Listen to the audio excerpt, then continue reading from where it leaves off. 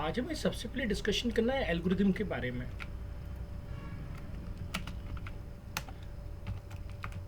First step in program design.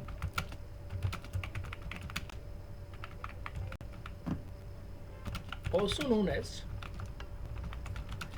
Blueprint of the program. जब हम कोई घर बनवाते हैं अच्छा सा, तो पहले किसी आर्किटेक्ट से उसका नक्शा बनवाते हैं कि भाई कैसे डिज़ाइन किया जाए कि ऑप्टिमम यूज़ हो पाए घर का और लुक वाइज भी अच्छा बने। तो वैसे ही जब हम आईटी इंडस्ट्री में जॉब करेंगे तो डायरेक्टली प्रोग्राम नहीं बनेगा, पहले उसका लॉजिक बनेगा। और लॉजिक हम किसके फॉर्म में लिखते हैं? एल्गोरिथम के फॉर्म में। It consist of set of logical steps.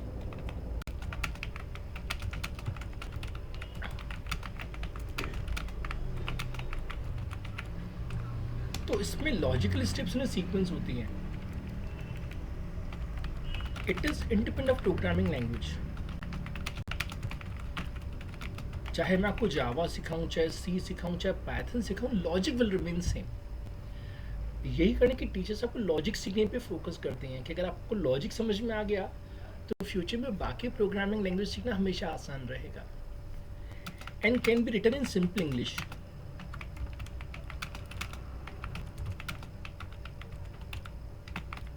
और सबसे इंपॉर्टेंट पॉइंट है, every algorithm ends after finite number of steps।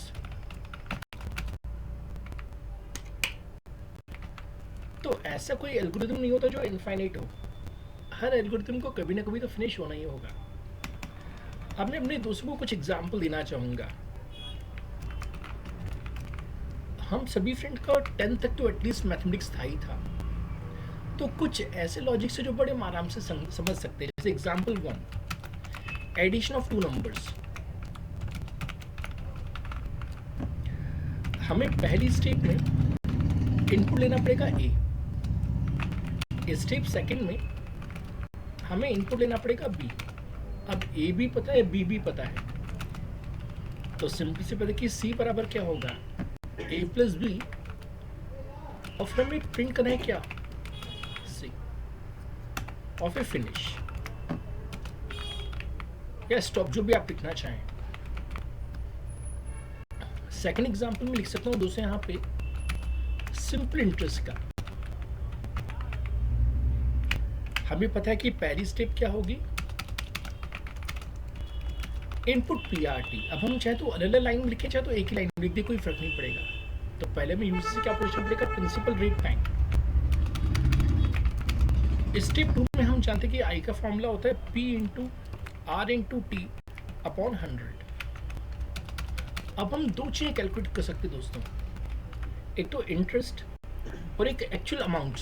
तो हमें अमाउंट कितनी मिलेगी, तो अमाउंट बराबर जो भी प्रिंसिपल अमाउंट थी प्लस इंटरेस्ट। जैसे मेरे फ्रेंड ने मुझे 100 रुपये जमा करवाए 10% रेट पे, तो इंटरेस्ट बना 10 रुपये। लेकिन जब ड्यूरेशन कंप्लीट हो जाएगी तो मैं 10 रुपये नहीं दूंगा, बल्कि 110 रुपये दूंगा।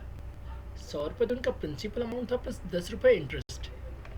अब हम टेक्निकली क्या क्या प्रिंट कर सकते हैं, हम प्रिंट कर सकते हैं कि इंटरेस्ट कितना आया और अमाउंट हमारा कितना बना। क्योंकि अगर आपने कभी फिक्स डिपॉजिट करवाया और बैंक में, तो उसमें भी लिखा होता है कि हमने इतना प्रिंसिपल अमाउंट जमा करवाया था, इतना हमें रेट मिला और टोटल में इतना अमाउंट मिलेगा। अच्छा, हम सभी को न्यूटन्स बहुत पसंद है। Second law of motion.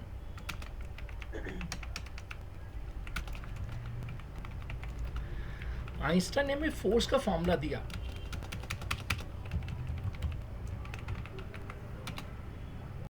दोस्तों, इस मोबाइल को सरकाने में मुझे ज़्यादा ताकत नहीं लगेगी, लेकिन मुझे किसी ट्रक को धकेलना हो तो ज़्यादा समय लगेगा, ज़्यादा ताकत लगेगी। क्यों?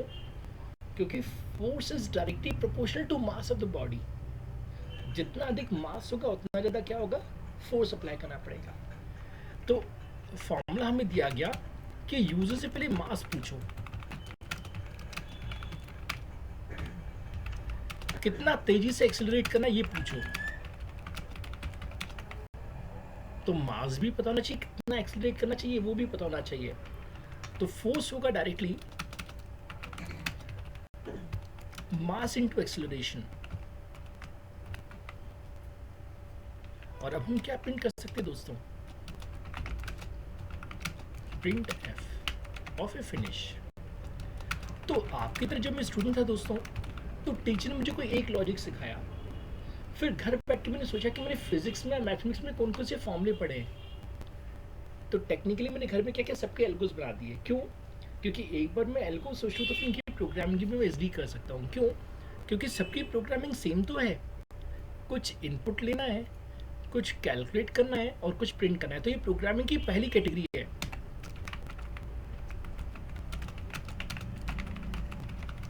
Input, calculation, output. तो जब हम किसी बैच की शुरुआत करते हैं तो हम सबसे पहले ये कैटेगरी के प्रोग्राम को करते हैं। आगे चल के मैं आपको डिसीजन मेकिंग सिखाऊंगा कि कैसे डिसीजन मेकिंग किया जाता है। तो हमारे ये जितने भी एग्जाम्पल्स हैं, सब में कुछ ना कुछ इनपुट है। खासकर ये दोनों प्रोग्राम सेम है, बस फॉर्मूला चेंज हो गया। यहाँ पे हम एडिशन परफॉर्म कर रहे हैं और यहाँ पे हम क्या परफॉर्म करें, multiplication. Second step in program design. तो फ्लो चार्ट हमेशा प्रोग्राम डिजाइन की सेकेंड स्टेप होती है। It consist of set of standard symbols to represent program logic in form of picture.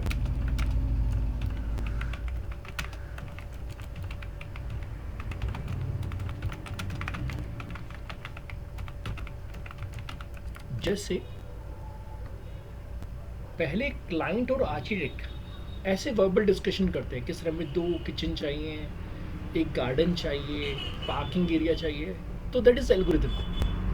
फिर आर्किटेक्ट उसे समझ के प्रॉपर्ली फिगर बनाता है और क्लाइंट से कहता है आप देखिए अब आप सेटिस्फाइड है या नहीं। और ये प्रोसेस तब तक चलती रहती है जब तक कि क्लाइंट सेटिस्फाई ना हो जाए। वैसे हमने जो भी एल्गोरिथम लिखा वो इंग्लिश लैंग्वेज के फॉर्म में है।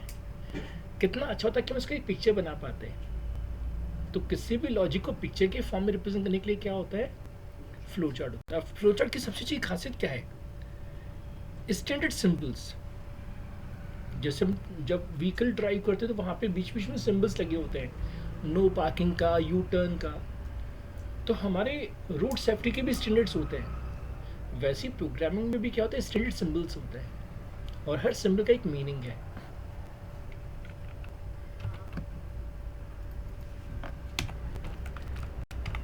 It is easier to understand compare to algorithm. क्योंकि पिक्चर के फॉर्म में है तो इसका आंसर को समझना हमेशा आसान हो जाएगा। और ये भी इंडिपेंडेंट ऑफ प्रोग्रामिंग लैंग्वेज है। It is independent of programming language.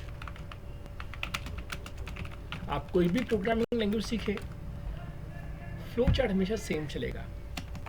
अब यहाँ पे हम लिखेंगे सिंबल और उसका मीनिंग, सिंबल और उसका मीनिंग। तो अभी मैं अपने दोस्तों के लिए कुछ सिंबल्स बनाऊंगा कि कौन कौन से सिंबल्स हम यूज करते हैं फ्लो चार्ट डिजाइन में।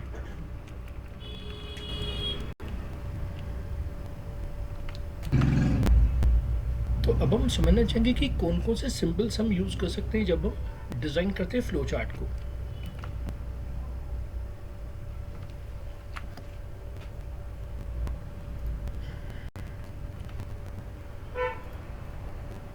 सबसे पहला जो सिंबल हम यूज करते हैं दोस्तों वो है एलिप्स।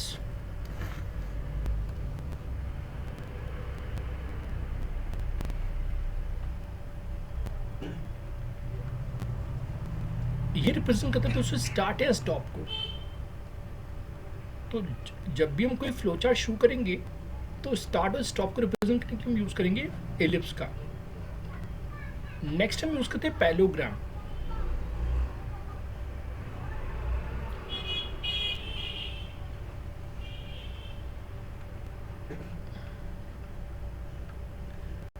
इसका हम यूज करते हैं इनपुट या आउटपुट के लिए। तो जहां जहां मेरे लॉजिक में इनपुट लिखा था या आउटपुट लिखा था वहां पे हम पैलोग्राम का यूज कर सकते हैं। नेक्स्ट हम यूज करते हैं रेक्टेंगल का। शायद हम यहां भी लिख सकते थे। तो तो रेक्टेंगल का यूज होता है कैलकुलेशन परफॉर्म करने के लिए।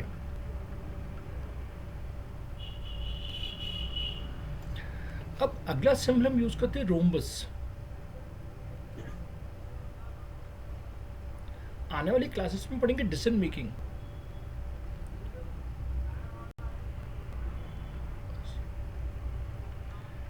तो डिसीजन मेकिंग करने के लिए हम यूज करते हैं रोम्बस का।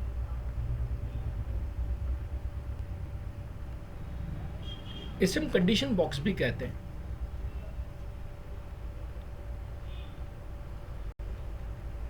जैसे अगर आपकी एज 18 या अबव हो तो क्या करना है, और अगर बिलो 18 है तो क्या करना है।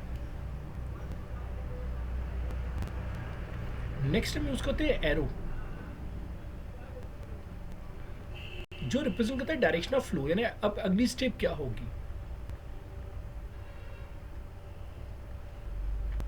और अंत में यूज होता है सर्कल,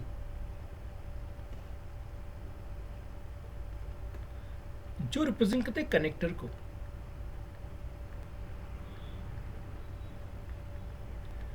जब आप लोग लिखेंगे तो आप लोग यहां भी लिख सकते हैं। मेरे पास स्पेस नहीं था, मैंने सिर्फ लिखा नहीं था, लेकिन यहां लिखना ज्यादा आसान रहता।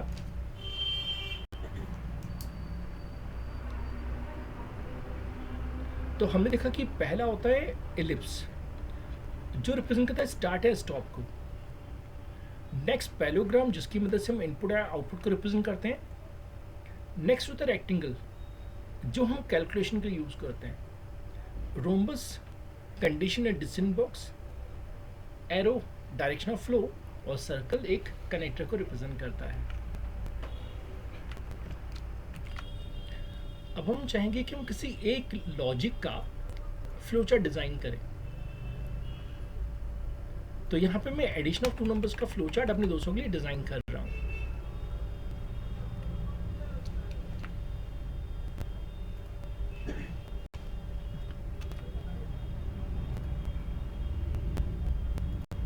तो देखें कैसे बनना चाहिए। हमने पढ़ा था कि हर फ्लोचार्ट की शुरुआत होती है स्टार्ट से। तो यहां हमने स्टार्ट लिख दिया।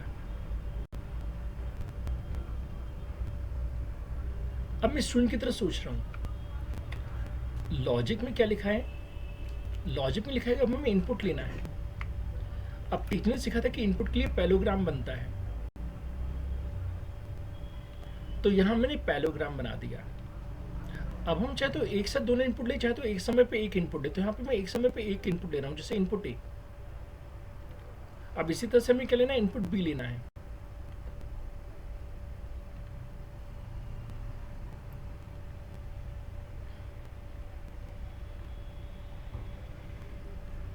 तो यहाँ पर हमने यूज किया एलिप्स का, यहाँ हमने यूज किया पैराग्राफ। हमें कैलकुलेशन परफॉर्म करनी है। तो कैलकुलेशन परफॉर्म करने के लिए हमने क्या यूज किया, रेक्टेंगल का, c equal to a plus B. अब हमें आउटपुट डिस्प्ले करना है, तो आउटपुट के लिए भी वही सिंबल जो इनपुट के लिए सिंबल था। अच्छा, आप लोग जब कॉपी में बनाएंगे तो थोड़ा सा स्पेस बचाइएगा। आपकी कॉपी की इतनी विड्थ होती है कि आराम से तीनों फ्लो चार्ट ऐसे बन सकते हैं। एक फ्लो चार्ट यहाँ, एक यहाँ, एक यहाँ। अब हमें प्रिंट करना है दोस्तों। किसे प्रिंट करना है, सी को। और हमने कहा था कि हर लॉजिक फाइनल स्टेज पर स्टॉप होता है। तो यहाँ पे स्टॉप का सिंबल आ जाएगा। अब अगर हम मार्किंग करें तो ये क्या था दोस्तों, ये क्लिप्स था, क्योंकि स्टार्ट और स्टॉप के लिए यूज होता है। ये पैलोग्राम था।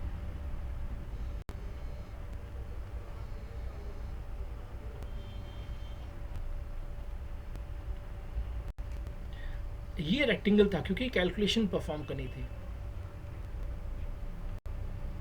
तो क्योंकि हमें पता है कि कब कौन सा सिंबल यूज करना है, तो हमारे लिए वर्क करना हमेशा क्या होगा, आसान होगा। अब इसी तरह से मैं अपने दोस्तों के लिए यहाँ पे सिंपल इंटरेस्ट का एग्जाम्पल बनाना चाहूंगा।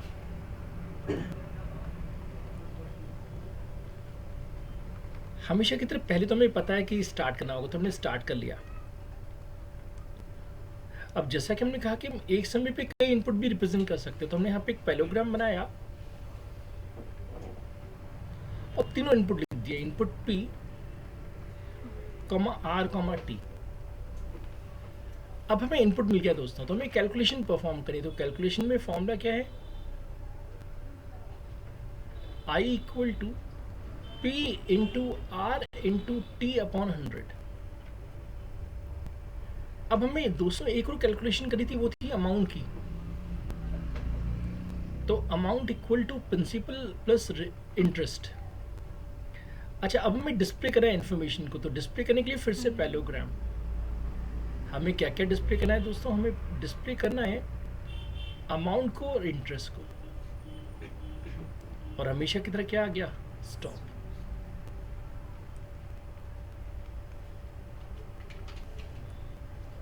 अब आगे चल के जब मैं दोस्तों को प्रोग्रामिंग सीखूंगा तो कभी मैं केवल एल्गो बनाऊंगा, कभी मैं केवल फ्लो चार्ट, क्योंकि हमें पता है कि इंटरचेंजेबली हम दोनों को डिजाइन कर सकते हैं।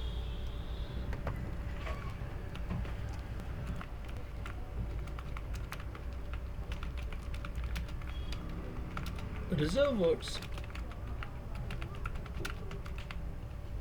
of a language having some predefined meaning.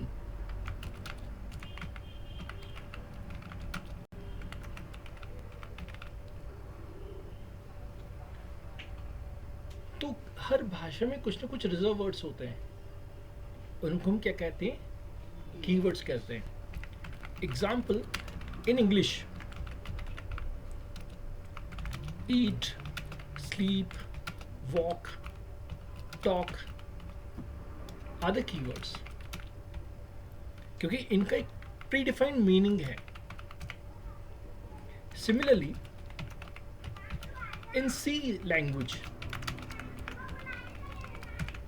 int, if, float, go to, switch are keywords.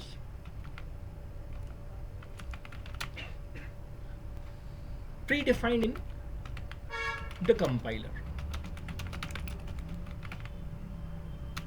by Dennis Ritchie, क्योंकि हम जानते हैं कि सी किसने बनाया था, डेनिस रिची ने। तो डेनिस रिची ने जब सी प्रोग्रामिंग बनाई तो उन्होंने पहले से डिफाइन कर लिया कि कौन कौन से कीवर्ड्स हैं। तो जो चीज पहले से बिल्ट इन हो, दोस आर कीवर्ड्स।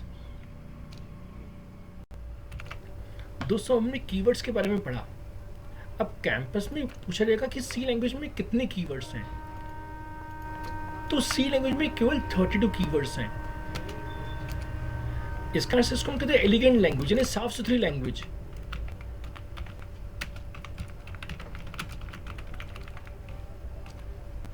क्यों? हम दोस्तों को इंग्लिश ग्रामर सीखने में बहुत समय लग जाता है, क्योंकि ऑक्सफोर्ड के डिक्शनरी में जितने भी वर्ड्स हैं, हमें हर वर्ड का यूज़ पता होना चाहिए कि कैसे कोई वर्ड यूज़ होता है, जिस कारण से हर व्यक्ति को इंग्लिश ग्रामर नहीं आती। दो चीज़ होती है, एक होता है कम्युनिकेशन इंग्लिश होती है और ग्रामेटिकल इंग्लिश।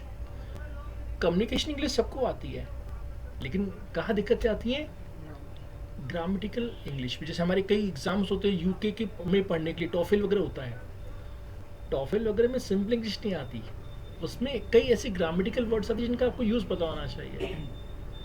लेकिन सी बड़ी साफ सुथरी लैंग्वेज है। क्यों? क्योंकि 32 कीवर्ड्स हैं। इनको मैंने वर्टिकल इस तरह से लिखा हुआ है जिस सीक्वेंस में मैं पढ़ाने वाला हूँ। तो यहाँ पे मैंने 8 कॉलम्स, 4 कॉलम्स बनाए और 8 रोज बनाई हैं। तो टोटल यहाँ पे 32 कीवर्ड्स होते हैं। तो जैसे जैसे हम प्रोग्रामिंग लैंग्वेज सीखते जाएंगे, वैसे वैसे हमें इन कीवर्ड्स का यूज समझ में आ जाएगा। अब यहाँ पे ध्यान दीजिएगा कि साइज ऑफ में कोई स्पेस नहीं है, साइज ऑफ एक सिंगल वर्ड है। अब यहाँ पे इंपॉर्टेंट क्या है, all keywords in C, C++, Java, C# are in small case letters.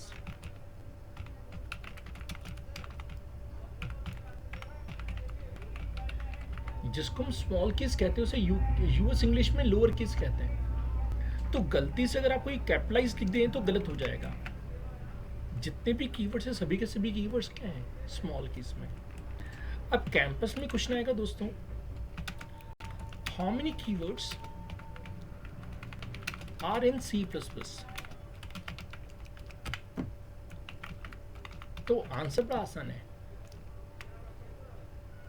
32 keywords of C plus dash new keywords.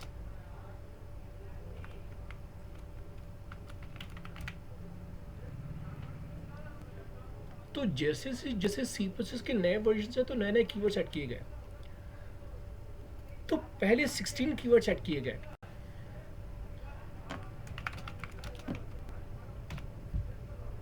फिर 12 कीवर्ड्स ऐड किए गए, फिर 4 कीवर्ड्स और ऐड किए गए, और फिर 3 कीवर्ड्स और। तो 32 प्लस 16 हो गए 48, 48 प्लस 12 60, 60 प्लस 7 67 कीवर्ड्स। हो सकता है कि अभी जब हम गूगल पे सर्च करें तो कुछ और कीवर्ड्स ऐड हो गए हों। क्यों? क्योंकि कुछ दिन पहले में पढ़ा था आईएसओ स्टैंडर्ड, अभी चल रहा है C++20। तो हो सकता है कि कुछ नए कीवर्ड्स भी ऐड किए गए हों। तो सिंपली आप गूगल पे क्या सर्च करेंगे? List of C++ keywords. अब ये 32 कीवर्ड्स उसमें भी कॉमन होंगे, उनको छोड़ दीजिएगा।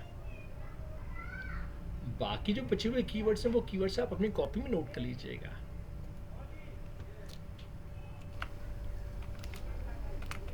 These are the programmer defined names.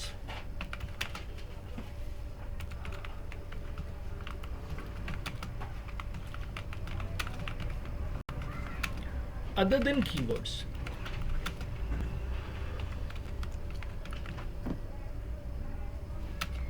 Also known as identifiers. तो ये हमारे वाइवा का क्वेश्चन है। जब हम कॉलेज में वाइवा देंगे तो टीचर्स हमसे वाइवा में पूछेंगे कि भाई वेरिएबल्स को हम और क्या कहते हैं। तो वेरिएबल्स को हम क्या कहते हैं? आइडेंटिफायर्स। जैसे अभी मेरे जितने भी फ्रेंड यहाँ बैठे हुए हैं उनको मैं पहचानूंगा कैसे? Bye their name. So that is identifier.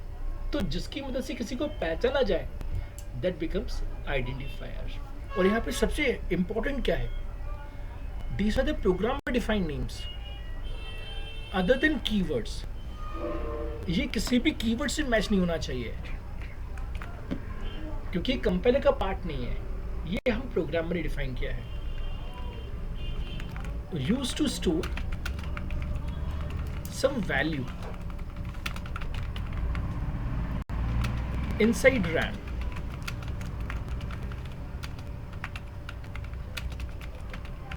by giving some user friendly name to it.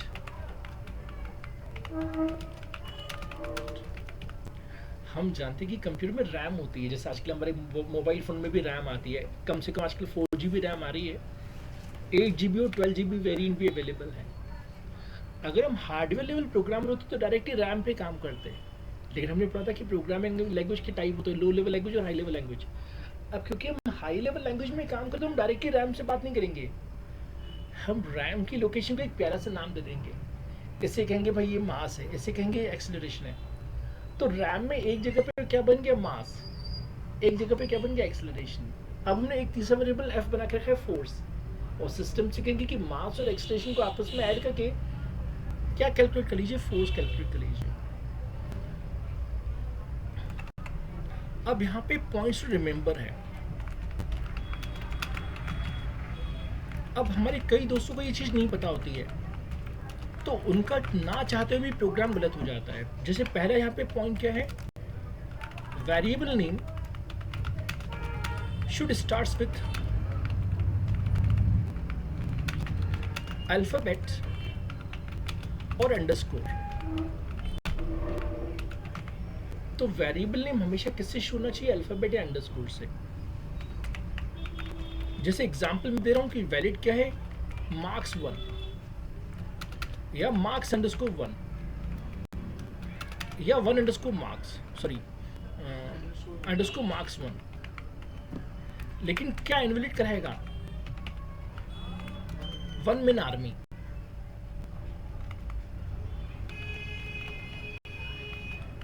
क्योंकि हमने किससे शुरू कर दिया? डिजिट से, जबकि शुरुआत हमेशा किससे होना चाहिए? अल्फाबेट से। सेकेंड रूल क्या कहता है? No space is allowed in variable name. जैसे वैलिड की बात करें फादर अंडरस्कोर नेम। लेकिन इनवैलिड क्या होता है? फादर स्पेस नेम, तो बीच में स्पेस नहीं आना चाहिए। इस पॉइंट को मैं थर्ड बना लेता हूं। सेकंड पॉइंट में एक और ऐड कर लेता हूं। आफ्टर पॉइंट फर्स्ट,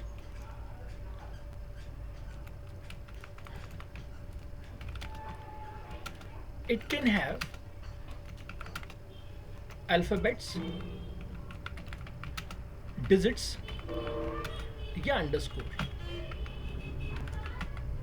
यानी पहले पोजीशन पे हमेशा अल्फाबेट या अंडरस्कोर, बाद में क्या क्या चलेगा? Alphabet, digit, underscore. तीसरी पॉइंट, नो अदर कैरेक्टर और स्पेशल सिंबल इज अलाउड।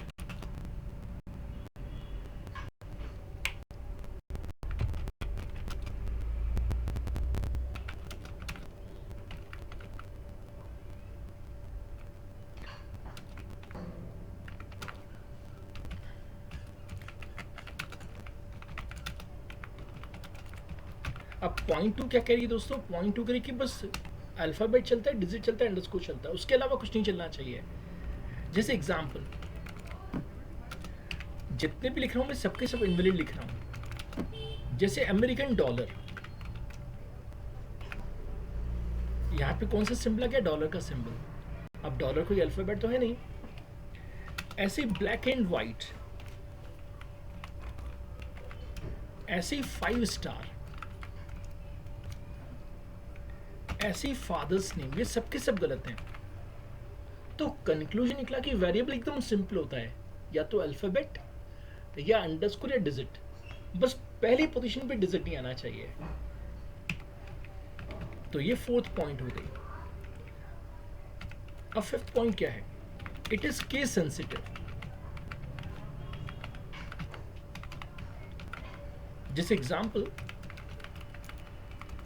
हम लिखा फ्लोट ए और यहां पे लिख रहे हैं ए इक्वल टू 3.14 इंटू 1:1। यहां पे गलती हो गई, क्योंकि जब हमने डिफाइन किया तब हमने क्या डिफाइन किया? कैपिटल ए, जबकि हम फॉर्मूले में क्या यूज करें? Small A. That is incorrect.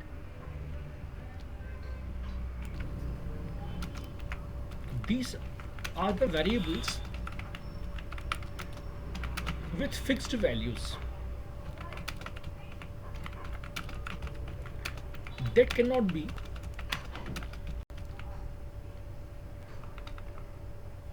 modified programmatically and can be initialized only once.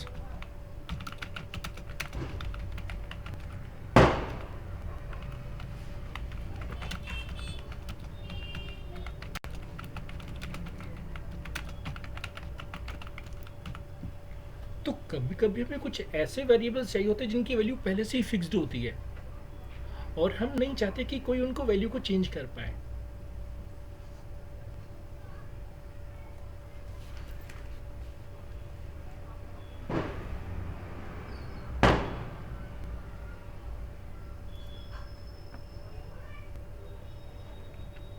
जैसे एग्जांपल, हम लिखा constant float g equal to 9.8।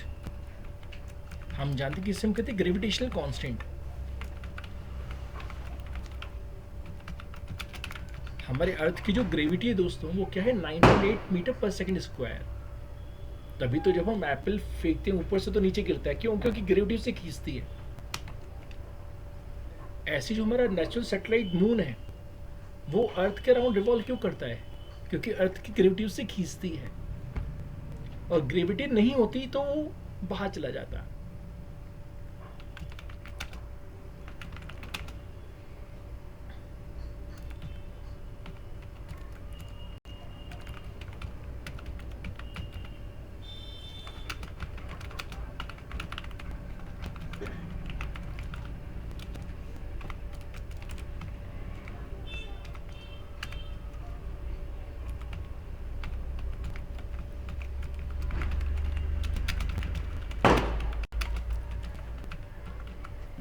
अब टीचर ने बताया दोस्तों कि हमारे कांस्टेंट की विशेषता क्या होती है कि जब हम डिक्लेरेशन करते हैं तब तो हम उनको वैल्यू दे सकते हैं। तो ये ओके है कि हम सिस्टम से करें कि सिस्टम में एक वेरिएबल पाई चाहिए।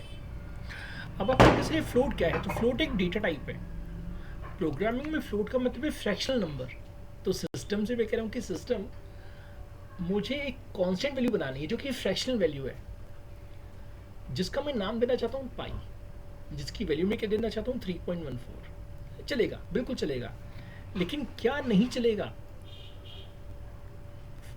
Pi equal to 4.14? क्यों?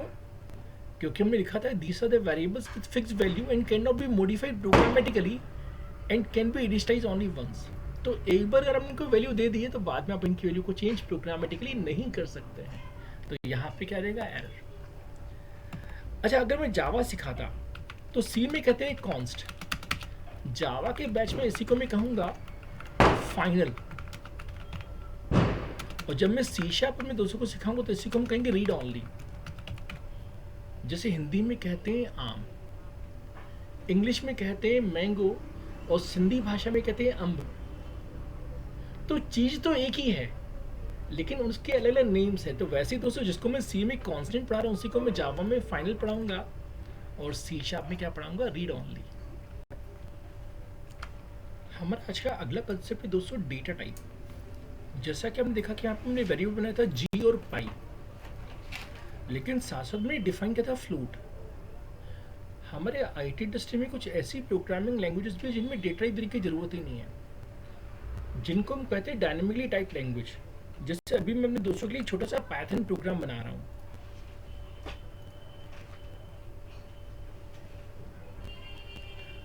अब देखिए पाइथन में क्या होता है, हमने कहा m equal to for example eval input enter mass, a equal to eval input enter acceleration, और फिर मैं लिख रहा हूँ f equal to m into ए,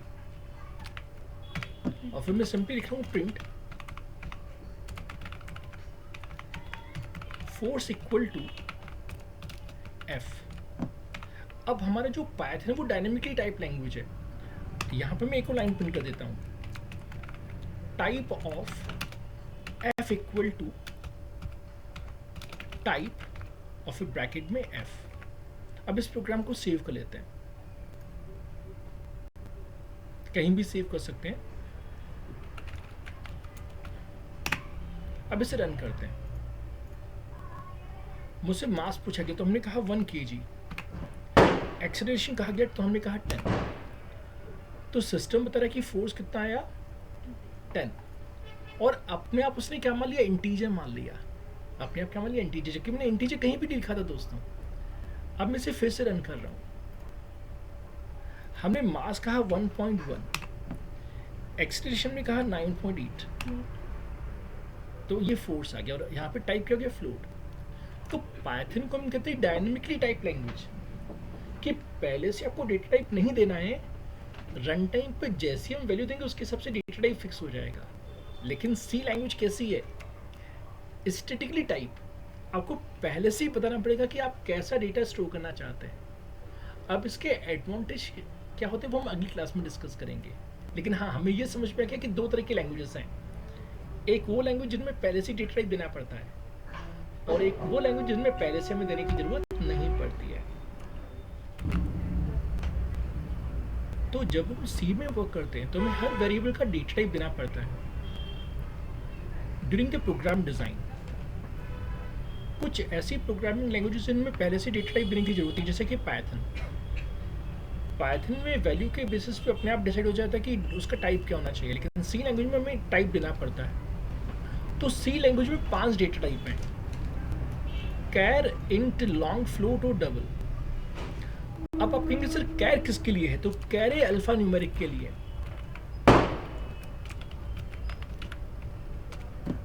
अब आगे चल के जब हम प्रिंटफ और स्कैनफ का काम करेंगे तो हम यूज करेंगे %c।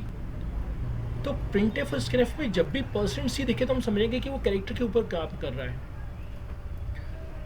कंप्यूटर में मेमोरी रिप्रेजेंट होती है बाइट में, और एक बाइट में 8 बाइनरी डिजिट्स होती हैं, तो 8 बिट्स मिलके एक बाइट बनता है। अब यहाँ पे हम सिंगल कैरेक्टर दे सकते हैं या फिर हम एक नंबर दे सकते हैं, कहाँ से कहाँ तक, -128 से 127 तक। अब नंबर्स क्यों अलाउड है वो हम अगली क्लास में डिस्कस करेंगे। अब जैसे एग्जाम्पल की बात की जाए तो हमने लिखा है character C equal to single quote में एक्स। तो जब भी हम कोई कैरेक्टर वैल्यू देंगे तो कैरेक्टर वैल्यू हमेशा किसमें आएगी, सिंगल कोट्स में। अच्छा, अगले जो दो डेटा टाइप है वो है होल नंबर्स के लिए। होल नंबर्स को कहते हैं इंटीजर्स। अब इंटीजर के लिए %d भी चलता है, %i भी चलता है। ये कंज्यूम करता है 4 बाइट्स और इसकी रेंज है -2147483648 से लेके 2147483647। अब ये रेंज कैसे निकलती है हम आगे चल के इसे डिस्कस करने वाले हैं। जैसे example integer a equal to 5। जो काम हम इंटीजर से कर सकते हैं वही काम हम किससे कर सकते हैं, लॉन्ग में। अब आप देखिए डिफरेंस क्या है। तो दोस्तों टर्बो सी जो था उसमें इंटीजर 2 बाइट्स का था। अब क्योंकि टर्बो सी में इंटीजर 2 बाइट्स का था तो मैं बड़ी वैल्यू स्टोर करने के लिए यूज करना पड़ता था लॉन्ग। लेकिन थैंक्स टू जीसीसी में इंटीजर भी 4 बाइट का, लॉन्ग भी 4 बाइट का है। इस कारण से रेंज जो है दोनों की क्या रहेगी, सेम रहेगी। अब हम सिस्टम को कैसे बताएं कि हम इंटीजर वैल्यू चाहते हैं कि फ्लोट वैल्यू, लॉन्ग वैल्यू चाहते हैं। यहाँ देखिए हमने एल लगा के रखा है, हम कैपिटल एल भी लगा सकते हैं, स्मॉल एल भी लगा सकते हैं। तो हमसे कैंपस में पूछा जाएगा कि लॉन्ग वैल्यू कैसे लिखी जाती है। तो this is campus question number 5।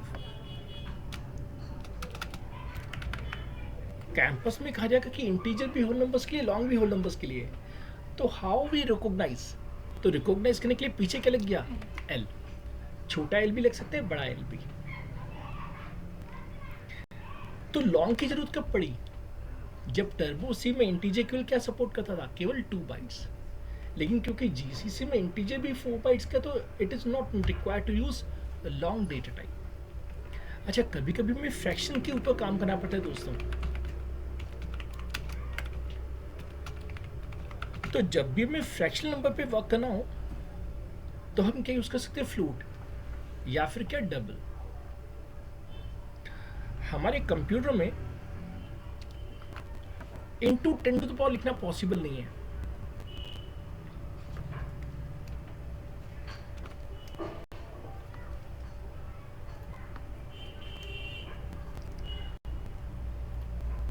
तो दोस्तों हमें फ्लोट की रेंज लिखनी थी 3.4 इंटू 10 टू द पावर -38। अब कंप्यूटर में ऐसा लिखना संभव नहीं, तो उसको हम किससे रिप्रेजेंट करते हैं, ई से। अब छोटा ई भी लिख सकते हैं, बड़ा ई भी लिख सकते हैं, जिसका मतलब होता है एक्सपोनेंट। और इस वाले पार्ट को हम कहते हैं मेंटिसा।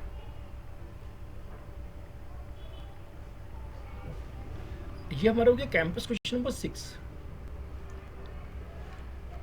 कैंपस में एक फ्रैक्शन वैल्यू दे दी जाएगी और हमसे कहा जाएगा कि इसमें एक्सपोनेंट वैल्यू क्या है और मेंटिसा वैल्यू क्या है। तो मेंटिसा वैल्यू क्या है, 3.4, और एक्सपोनेंट वैल्यू क्या है, -38। तो मैं उम्मीद करता हूँ कि दोस्तों यहाँ पे ई का मतलब समझ में आ गया कि ई का मतलब क्या है, इंटू 10 टू द पावर -38। अब जैसे एग्जाम्पल टीचर लिखा है float g equal to 9.8 f, इसे सफिक्स कहा जाता है। तो जिससे लॉन्ग के लिए हम l यूज करते हैं दोस्तों, वैसे ही फ्लोट के लिए क्या यूज करते हैं, f। कारण क्या है, फ्लोट भी फ्रैक्शन के लिए, डबल भी फ्रैक्शन के लिए है। तो कंप्यूटर कैसे पहचाने कि वो फ्लोट वैल्यू की डबल वैल्यू, तो फ्लोट वैल्यू के पीछे क्या लग जाता है, f। Now this is campus question number 7। खासकर जब आप जावा सीखने आएंगे, सी लैंग्वेज में फ्लोट में एफ लगाना कंपल्सरी नहीं है, लेकिन जावा में अगर हम गलती से एफ लगाना भूल गए तो प्रोग्राम वर्क ही नहीं करेगा। So in Java it is compulsory to use F for floating values. But optional in case of C language. तो ये भी फ्रैक्शनल नंबर के लिए है और ये भी फ्रैक्शनल नंबर के लिए है। तो कैंपस में क्वेश्चन आता है कि क्या डिफरेंस है, तो आप देख सकते हैं डिफरेंस हमें समझ में आ रहा है कि यहाँ पे इंटू 10⁻38 से लेके +38 तक, जबकि ये बहुत ही पावरफुल है। -308 से लेके कहाँ तक, +308। तो जहां भी मेरे दोस्तों को साइंटिफिक कैलकुलेशंस करनी हो, तो साइंटिफिक कैलकुलेशन हमेशा किस में करनी चाहिए, डबल डेटा टाइप में। तो कैंपस में हमसे पूछेगा कि फ्लोट और डबल दोनों फ्रैक्शन के लिए, तो अंतर क्या है, तो अंतर क्या है, double is more accurate as compare to float data type. और कितना एक्यूरेट, डबल एक्यूरेट, क्योंकि डबल एक्यूरेट इसका असली नाम क्या पड़ गया, डबल। तो कुछ प्रोग्रामिंग लैंग्वेज में फ्लोट को हम कहते हैं सिंगल और डबल को हम क्या कहते हैं, डबल।